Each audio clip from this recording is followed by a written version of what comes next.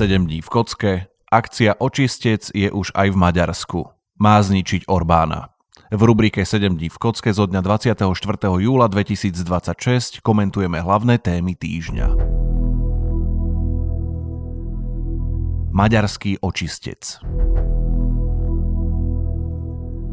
Prehľad začneme drsným povolebným bojom v Maďarsku, pretože má širší aj slovenský kontext. Maďarská polícia udrela priamo na Orbánovú stranu Fidesz, čiže na parlamentnú opozíciu. Po raziách skončili v rukách vyšetrovateľov rozsiahle stranícke archívy. Polícia zaistila dátové centrum Fideszu. Má v rukách zálohy a záznamy stranických dokumentov, komunikáciu vedenia, dôverné správy. Polícia sa bude hrabať v mailoch, četoch a osobnej komunikácii Orbána a jeho ľudí. Asi netreba dodávať, že takéto praktiky proti parlamentnej opozícii sú nehorázne. Malá skúška správnosti. Mohla by takto polícia udrieť na Šimečkovo progresívne Slovensko alebo Naďových demokratov? Nie, nemohla. Komisári z Bruselu by tasili meče na obranu slobody a demokracie.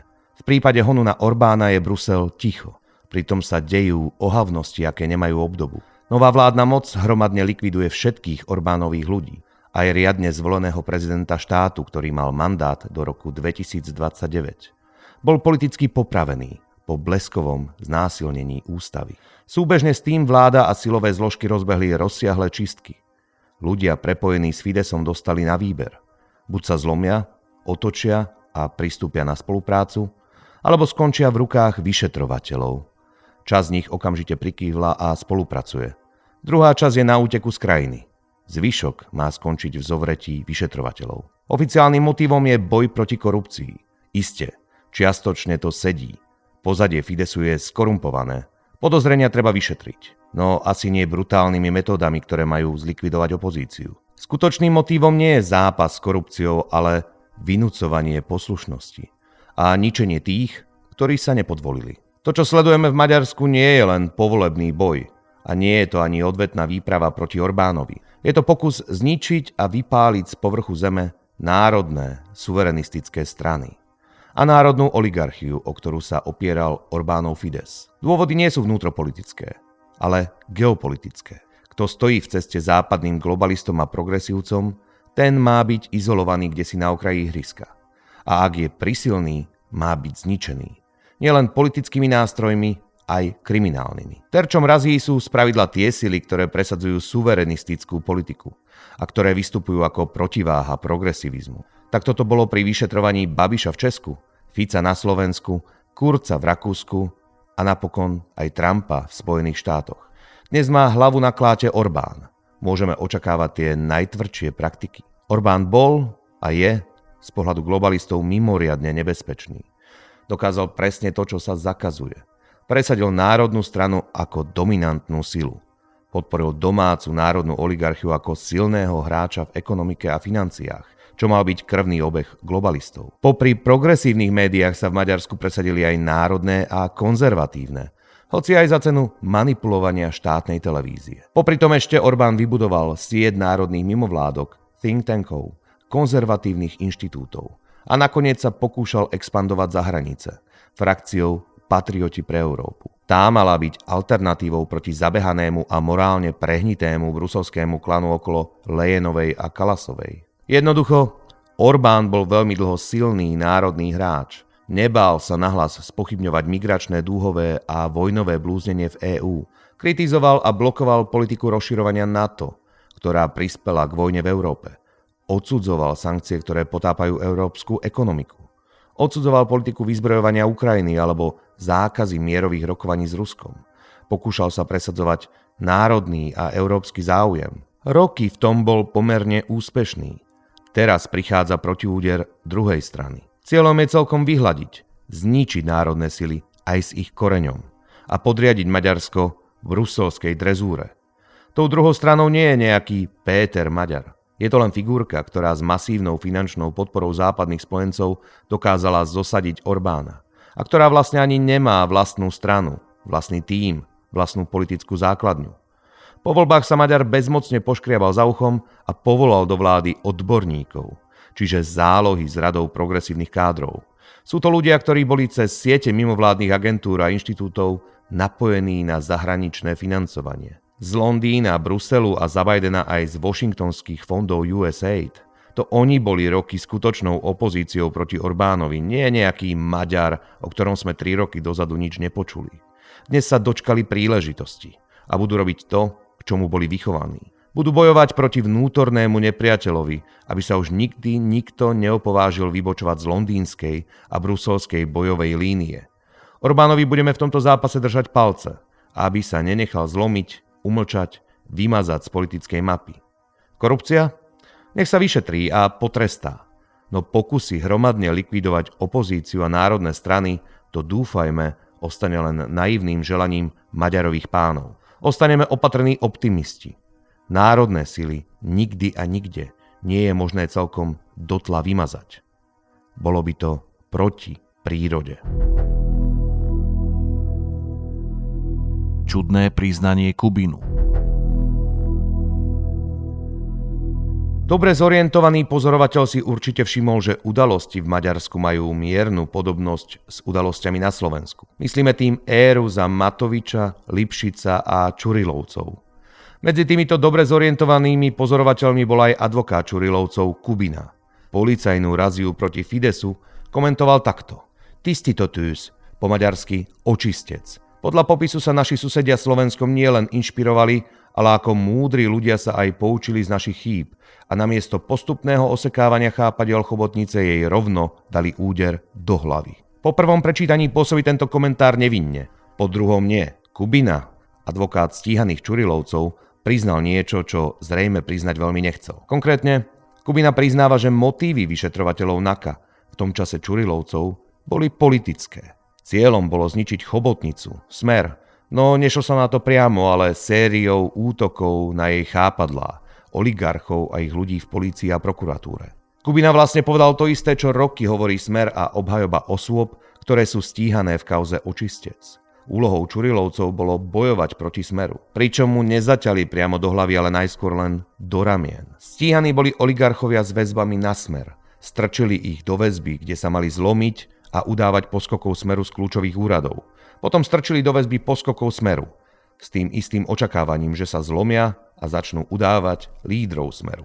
Pri ľuďoch ako Imrece sa to podarilo. Imrece začal spolupracovať s Čurilovcami a Lipšicom. Udal Kaliňáka a Fica, že strkali nos do Kiskovej daňovej kauzy. Pri ľuďoch ako Gašpar zas narazili a išlo sa do právnej a politickej bitky. Samozrejme, politicky sú slová Kubinu v poriadku. Áno, sú to podozrenia a dôvodné, že oligarchovia Bederovci mali cez Gašpara vplyv vo vedení polície a zneužívali ho na kšeftovanie so stíhaním, prípadne so zastavením stíhania. Ďalej sú tu podozrenia, že Bederovci a ich pešiaci v polícii pracovali aj pre Smer. A nakoniec sú tu podozrenia o rozsiahlej korupcii v Gašparovej polícii a Kováčikovej špeciálnej prokuratúre. Skupina okolo Bederovcov brala úplatky v hotovosti od stíhaných osôb z bratislavského podsvetia, Takáčovci, od oligarchov, od stíhaných podnikateľov.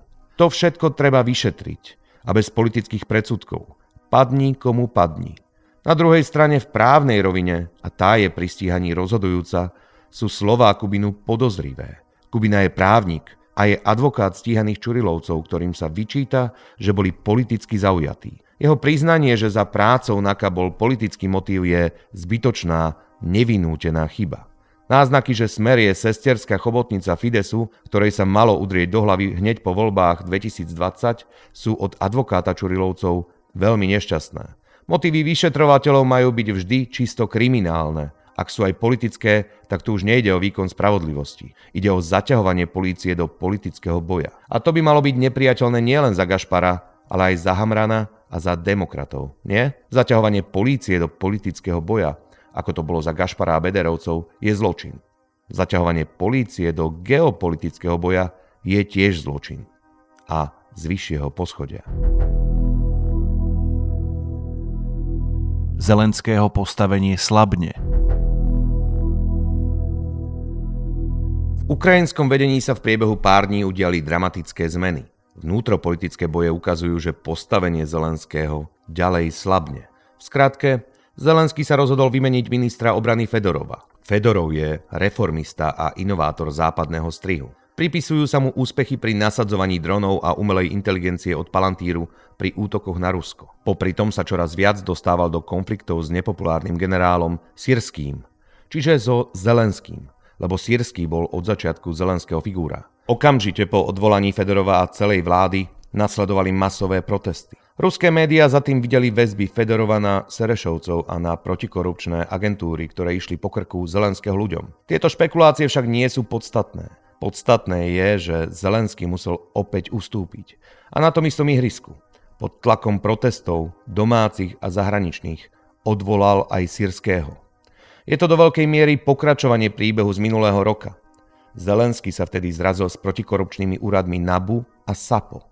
Tie v lete 2025 rozpracovali Zelenského ľudí pre podozrenia z korupcie. Zelenský chcel oba úrady podriadiť prezidentskej kancelárii, Jermakovi. Keďže NABU a SAPO sú pod ochranou západných spojencov ako ich nástroje, nasledovali protesty.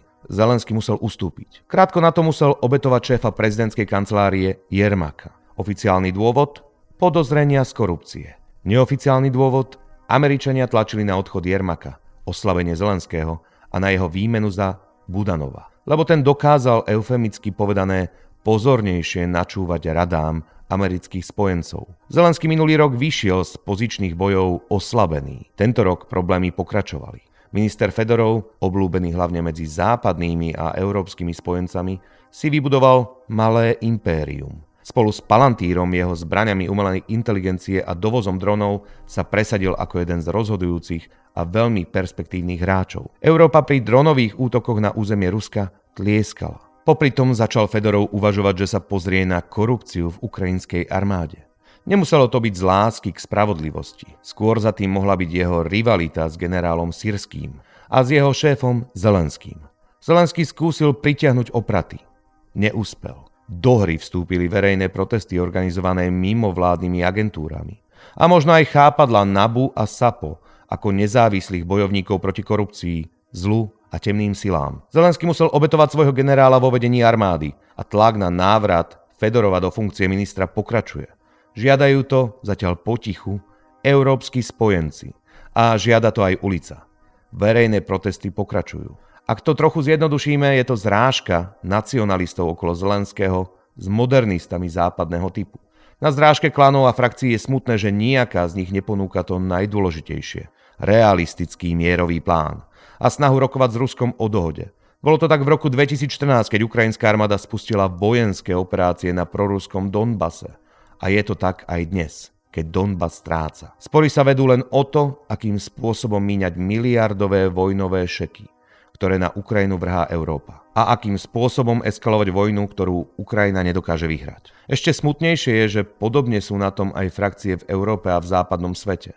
Hlasy pacifistov počuť čoraz slabšie. Stupňuje sa vojnová mentalita. Miestami dokonca vojnová horúčka. To je dnes hlavná hrozba, proti ktorej treba bojovať. Chorú, konfliktnú mentalitu treba krotiť a vracať ju postupne do zdravého, pokojnejšieho stavu. Nová tvár Šimečku.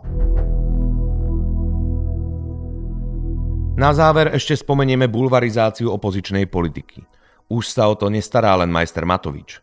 Aktuálne má nového učňa, Michala Šimečku. Po turné v Chorvátsku, kde sliedil po vilách smerákov, sa Šimečka vybral do Dubaja.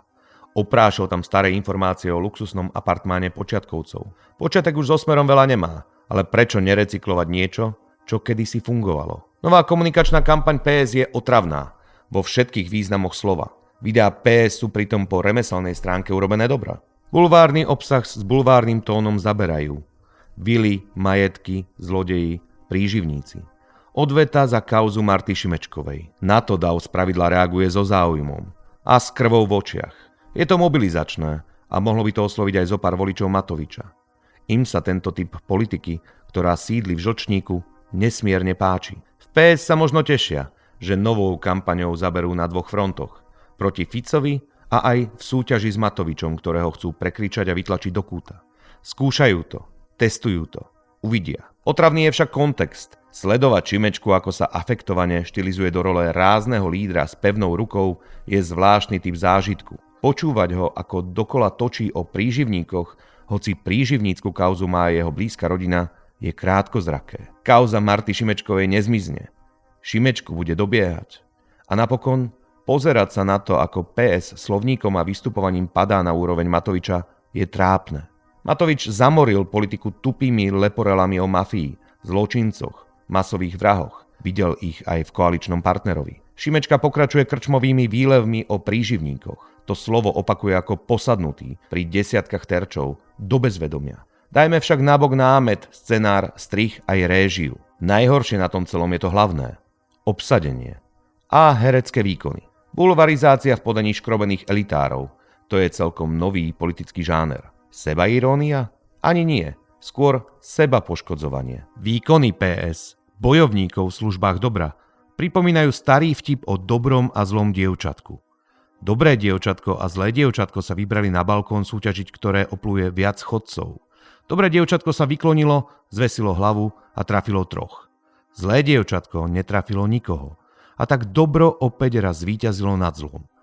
Lídrom PS treba uznať, že v tomto, v prskaní, sú naozaj dobrí. Otázne je len to, komu sa tým chcú trafiť do vkusu. Ak ste dopočúvali až sem, chceme vás ešte poprosiť o podporu. Vaša finančná pomoc nám dovolí v nahrávaní audiokomentárov aj v budúcnosti. V popise nižšie nájdete číslo účtu, na ktorý môžete vložiť ľubovoľnú čiastku. Do poznámky prosím uvedte audiokomentár. Ďakujeme vám.